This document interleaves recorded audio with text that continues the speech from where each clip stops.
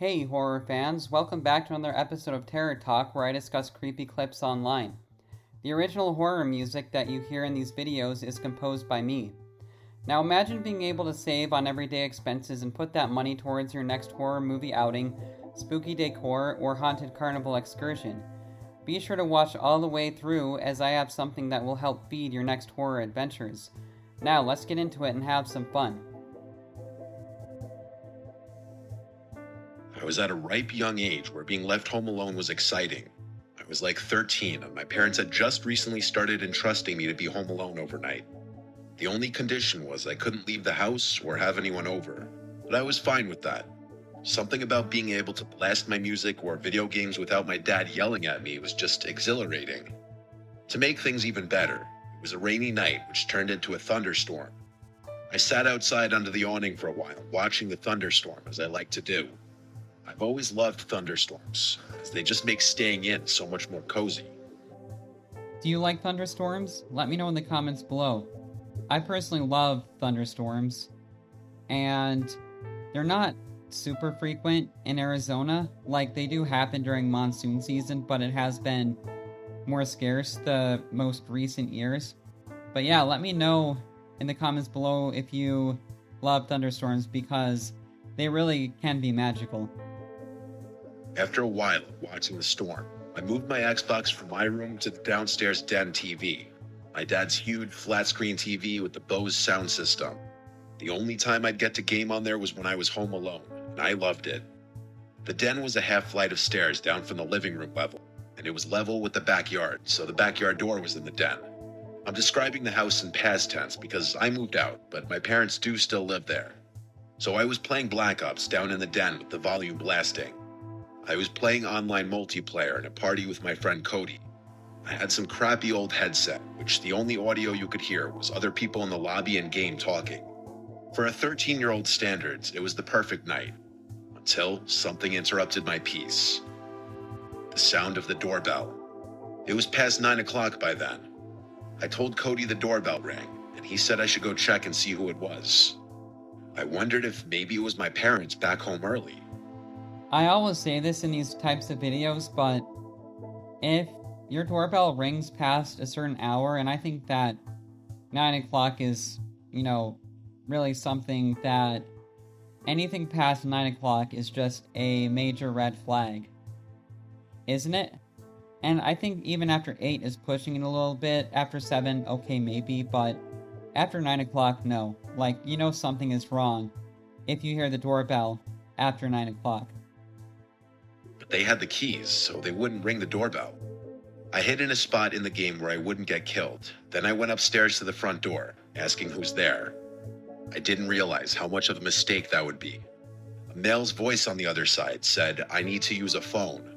I didn't know what to do, so I didn't answer and went back downstairs. But it was too late. The damage was done, and I let whoever was out there know I was home. I told Cody about it, and his reaction was simply, "Yo, what the fuck?" He agreed with me that I shouldn't open the door, but the doorbell rang. Well, I feel like with how loud that system down in the basement or whatever is blasting, I feel like there's a good chance that whoever was there could have heard that. So, in my opinion, I think that this guy probably knew that he was there already. Rang again. Cody said to ignore it. That was the last time I heard the doorbell, and after a while, I relaxed again, as it seemed whoever was out there had left. I can't explain the roller coaster of emotions I felt that night. One moment I'm on edge, the next I'm relaxed and back into the fantasy world of my game. And then, as I was most at ease, I heard something to my right, and when I looked, I saw the back door closing and some tall man stepping inside. He was not my dad. He was a stranger. I dropped the controller and ran for the office door, and the cord to the headset quickly ripped out of the controller. I made it to the office and slammed the door shut, and I'm by no means exaggerating when I say the second after I locked the door handle aggressively shook as the man on the other side tried opening the door. The office had 2 doors in it, one that led to the den and one that led to the garage. My only chance to escape the house was to go through the garage. But before even moving, I just stood still, waiting for something to happen. So are you telling me that the back door, or whatever that door was that they had mentioned wasn't locked. Like, seriously? I mean, that's just dumb. To have your door unlocked when you're at that age. Like, did the parents forget or something? Like, I don't understand that. Why was the door unlocked in the first place? On the other side of the door, seconds felt like minutes. The man knocked on the door and said, "Little boy, I just need to use your phone. I was stranded out in the rain." His knocks turned to pounds as his voice got louder and angrier sounding. It gradually turned to yelling and pounding.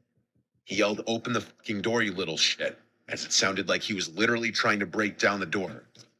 I had no choice but to go through the garage. I pressed the button to open the garage door, and it was so loud and slow to open that I prayed the man couldn't hear it. As soon as it was up about halfway, I crawled under and ran through the storm a few doors down to our neighbor Julian's house, who I knew well because I used to play with his dog Copper when I was little. I heard Copper barking as I rang the bell, looking back at my house, hoping not to see someone coming down the block. Julian opened the door, and I ran into his arms, begging him for help, as his wife came out of the kitchen in confusion. When I told them of the break-in, their demeanors instantly changed. Julian got the police on the phone and handled getting them to my parents' house. It was a long, long wait before the police were outside, and Steve and I went out to them. I told them the same thing I told Steve, and after they asked which door was unlocked, I said the garage. A couple of them went through the garage into the house, and after maybe 5 minutes, they came outside with a man in handcuffs. They made sure he didn't see my face. After he was in a police car, they asked me if I knew that man. I said, no, of course I don't know that man. He had been telling the officers that this was his house and that I was his son. I could tell he was drunk or high or just generally crazy based on the things he was yelling and the way he was acting. He was brought to jail.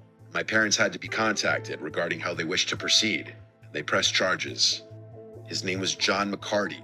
He got charged for, I believe, criminal trespass. It didn't make me feel any safer that that man would one day be out and know where I lived.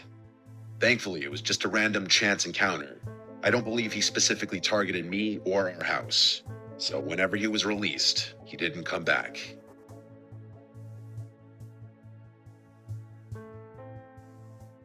Yeah, that is definitely creepy. And I just wonder, why that house? Why did that guy randomly target that house? Was he really just trying to use a phone?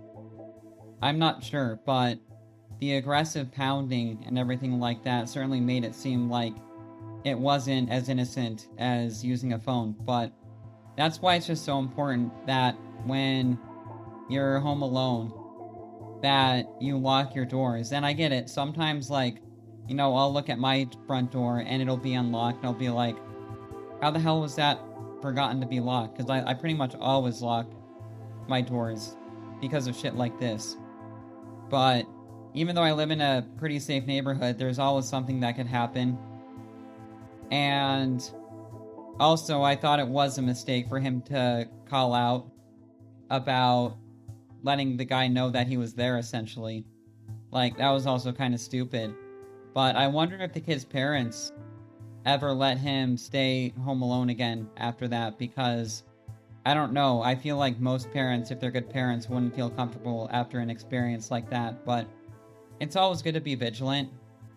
But I hope that you enjoyed my commentary and the music, and be sure to check the pinned comment because I have something for you that will help you start saving a lot of money and even potentially making some money for your next horror adventure and activities related to whatever it is that you like to do for your horror passions. So, yeah.